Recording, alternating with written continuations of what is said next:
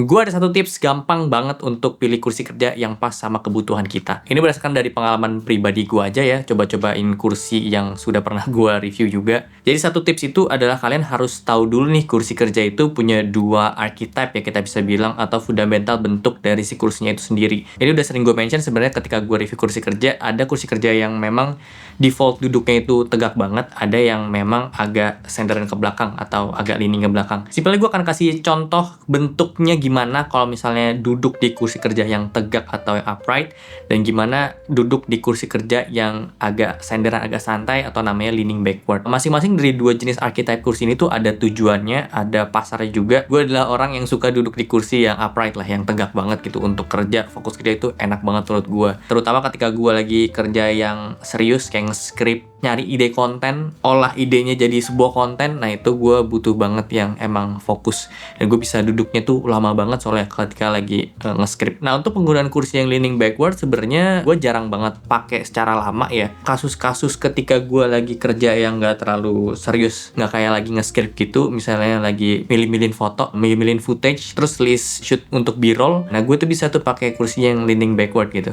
Tapi ya paling utama dan paling sering ya gue suka sama kursi kerja yang jenis archetype itu upright lah. Jadi dua hal ini yang gue pengen kasih tahu ke kalian, gue pengen gue bahas supaya mudah-mudahan kalian bisa lebih gampang lah untuk milih kursi kerja ya. Gue akan bikin ini menjadi dua video terpisah. Yang video sekarang ini gue akan ngebahas dulu untuk yang leaning backward. Di sini gue coba ambil satu contoh kursi kerja yang punya archetype leaning backward, namanya Nemo Excel V2. Dia juga masuk di tier list Techmanis itu bagian A+. Secara harganya dia oke, fitur-fiturnya juga oke. Jadi ya gue coba ambil contoh ini aja. Dan ya gue bisa bilang inilah kursi leaning backward yang gue sangat bisa rekomendasiin ke kalian kalau emang kalian punya selera duduk kayak gini ya. Dikatakan ini adalah kursi kerja leaning backward adalah pas gue coba untuk dudukin kursinya di posisi paling tegaknya dia itu bukan yang tegak banget. Kalau harusnya duduk tegak itu posisinya ada di sini ya, benar-benar kayak hampir 90 derajat. Kursi yang leaning backward itu agak rebah lagi ke belakang. Jadi posisinya lebih santai, lebih zen. Nah, kalian bisa lihat untuk yang di Nemo Excel ini memang ini udah paling tegak nih. Dia nggak bisa maju lagi. Nah, kalau gue paksain duduk tegak di kursi ini jadi nggak ada yang nopang nih di badan gue gitu ya. Kalau kalian perhatiin, badan gue tuh jatuh ke belakang dan hampir semua daripada badan gue itu sudah disupport sama kursinya, mulai dari kepala gue, leher, punggung bagian atas sampai punggung bagian bawah itu disupport sama backrest kursi ini. Nah itu adalah salah satu checklist indikator ketika pilih kursi kerja atau ngeliat kursi kerja yang bagus, punggung bawah kalian itu bisa nempel lah sama si kursinya. Jadi hampir gak ada bagian punggung kalian yang gak kesupport sama kursinya gitu. So untuk tentuin kursi kerja dengan archetype leaning backward yang bagus ya harus bisa memenuhin itu dulu tuh, senderan ke belakang dan kita nggak ngerasa ada yang pegel gitu. Ya udah dipercayain aja gitu badannya sama si kursinya. So part-part dari semua kursinya itu harus mendukung daripada fundamental yang memang pengen dituju sama kursinya itu sendiri. Pertama itu dari headrestnya. Ini yang juga ngebedain antara kursi kerja upright sama kursi kerja yang leaning backward. Di upright itu headrest menurut gue tidak terlalu penting. Ketika kursi upright itu sudah benar mensupport duduk tegak sempurna, kepala kita udah otomatis distribution weight-nya itu ada di leher dan badan kita ini. Dia yang menjadi titik tumpunya gitu. Jadi headrest itu nggak penting atau headrest itu nggak perlu sebenarnya. Headrest perlu di kursi upright ketika memang pengen rebahan ke belakang, karena kepala itu titik tumpunya udah berubah tuh, bukan ke badan kita lagi tapi ke belakang, so dia harus punya tumpuannya lagi. Di kursi leaning backward, headrest itu udah penting banget ada, karena memang defaultnya dia itu disetting untuk supaya kita bisa lebih rebah dibanding kursi upright yang default itu tegak banget. So titik tumpunya itu udah bukan di badan kita lagi, tapi yang menopang adalah si headrestnya. Wajib banget kursi yang punya archetype leaning backward punya headrestnya itu harus enak dan harus nyaman. Mulai dari bahan headrestnya, ukuran headrestnya, dan posisi headrestnya. Pengaturan headrest itu penting banget. Sebagai contoh di kursi Excel ini dia itu punya 3 pengaturan, tilt di bagian tengah sama tilt di bagian agak depan. Jadi bisa atur tinggi rendahnya sesuai sama tinggi badan kalian, bisa atur kedalamannya juga karena ada beberapa orang yang lebih suka agak maju, ada juga emang sukanya tuh flat aja sama si backrestnya sama punggungnya. Dan untuk posisi tilt itu pengaruh ketika emang pengen nge-support itu di bagian leher agak bawah, karena memang ada orang yang bagian kepala belakangnya itu lebih menonjol ke belakang ya. So dia butuh di tilt lagi si headrestnya supaya dia bisa nge-support di bagian lehernya. Terkadang kalau headrest yang nggak nyaman itu bikin kepala kita justru lebih cepat pusing ya, karena nggak enak aja gitu posisinya, didorong banget ke depan atau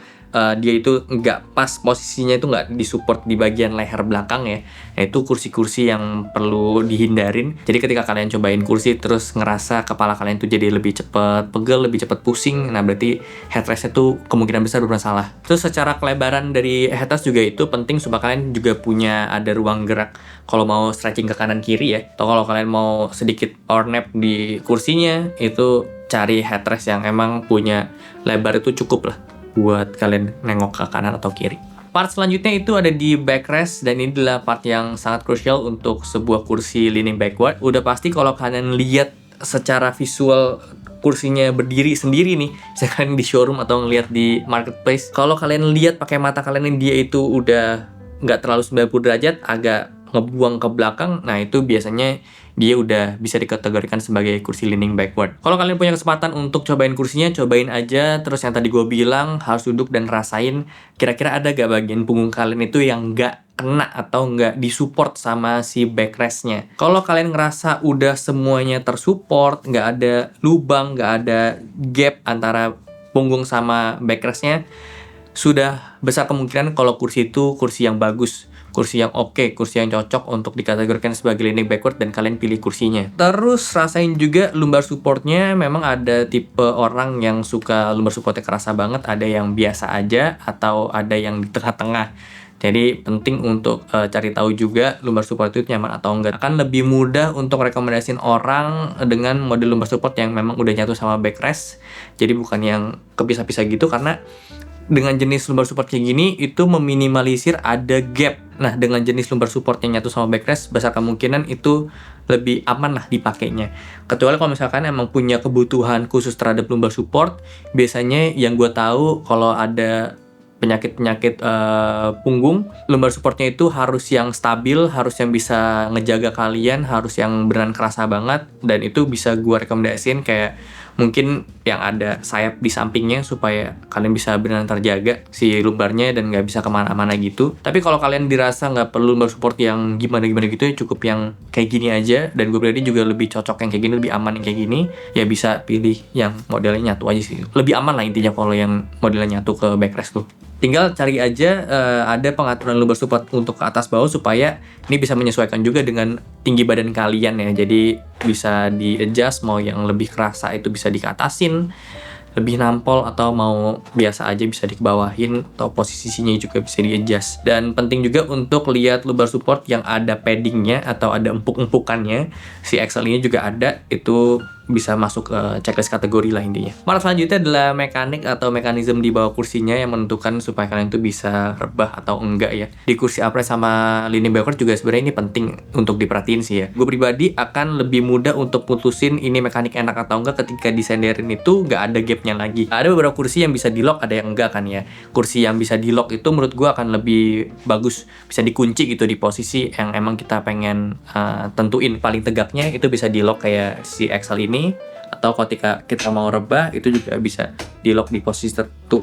Nah, paling utama sebenarnya ada lock di bagian duduk paling tegak sih ya. Ketika dikunci ini harus, dan menurut gue wajib banget untuk gak ada gapnya lagi. Jadi ini gue kunci nih di duduk paling tegaknya dia, kunci terus gue senderin, lu udah segitu aja, nggak ada kayak deknya lagi gitu loh. Ada beberapa kursi yang udah gue lock di bagian posisi paling tegaknya dia, pas gue senderin ternyata masih ada jaraknya lagi tuh dari duduk tegaknya sampai posisi locknya. Sebisa mungkin nggak ada gap. Itu mau upright mau leaning backward sama, menurut gue harus nggak ada gap. Di Excel ini improve, dia nggak ada gapnya. Terus kalau mau dikunci di posisi lain, nah ini baru dia ada gapnya nih di posisi yang tengah ini, posisi paling belakang.